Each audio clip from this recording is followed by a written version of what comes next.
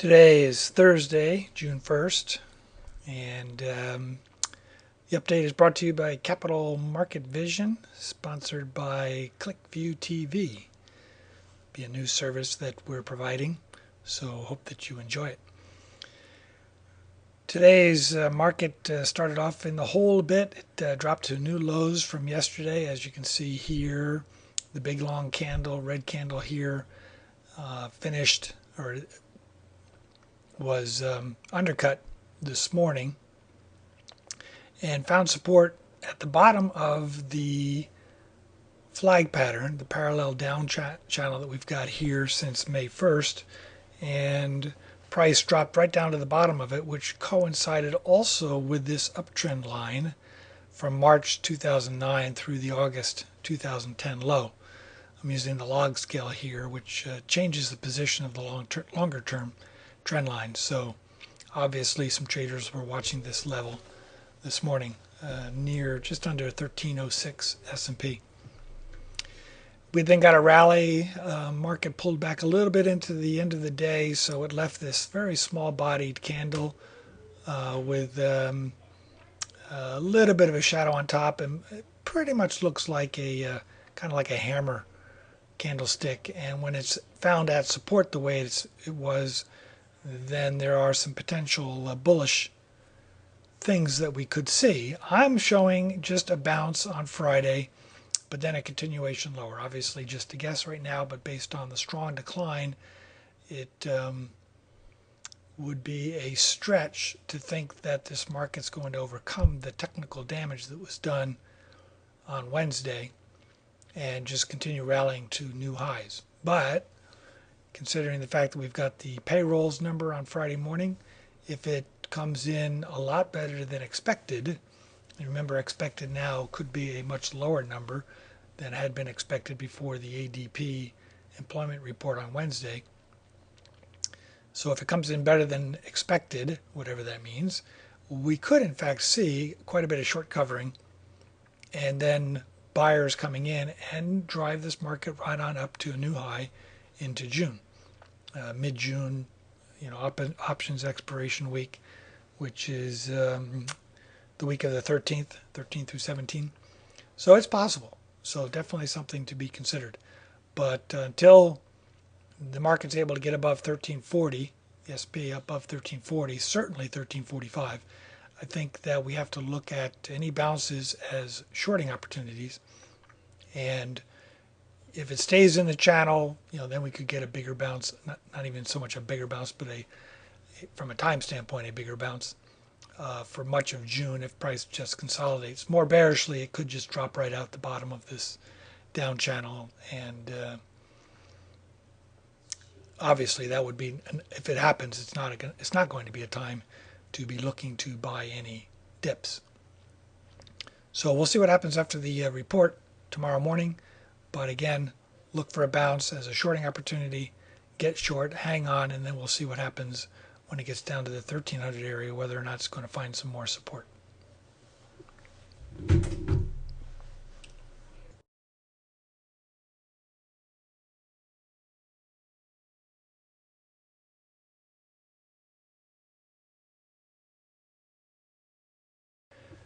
Now we move over to a shorter term chart, the 60-minute chart. Before we were looking at the daily.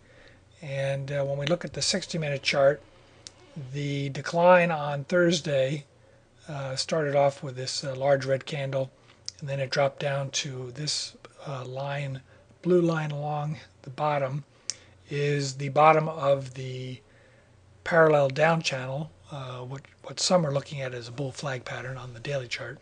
And you can see that it did a nice job in tagging the bottom of that channel and then getting a bounce up. But then pretty much stalled for the rest of the day. Each one of these candles is a 60-minute candle, so it stalled for most of the day, and not at all surprising. The market is simply waiting for the payroll numbers to come out Friday morning before they make a decision which way they want to go. I'm projecting a little bit of a guess, but the pattern supports a little bit of a pullback first thing in the morning, and that could be after an initial downside reaction to the payroll number. but then sort of a Yahoo rally. It's not as bad as we thought, and another leg up. That'll create an A, B, C pattern, potentially only up to the 12, 13, 21 area, 38% retracement of this week's decline, or it could make it up to the 50% retracement near 1325, which also would be tagging the downtrend line from May 10th through the May 19th high. So if it gets up to around 1325 and looks like it's going to stall, that's certainly an area that I'd be wanting to jump on it on the short side for an expected run down, which, as I've got it labeled here, if this week's decline was wave 1 and we get an ABC bounce, wave 2, then the next decline as wave 3 is going to be a very strong decline, stronger than what I show on the daily chart. But again, that's going to be dependent on what kind of a decline gets started, and we'll have to evaluate it after that happens. The potential, of course, is for the rally, if we get a rally tomorrow, to just continue. And if it breaks above 1340, you can see it would be breaking out of the down channel. So that would be, it would also be a break above this 78.6% retracement, which is just shy of 1337. So above 1340 would be bullish, no question about it. And of course 45 would be confirmation of that. There is the possibility, shown with the dashed red line, that the payroll number will be worse than expected, such as negative, maybe we lost jobs. And in that case, I foresee this bounce being all that there will be to correct this decline. And if it continues lower, particularly at a high rate of speed, it's going to be a time to just jump on the market in a short position and hang on for the ride, because it's going to mean probably a very scary sell-off. So again, we'll wait for the payroll number. It comes out at 8:30.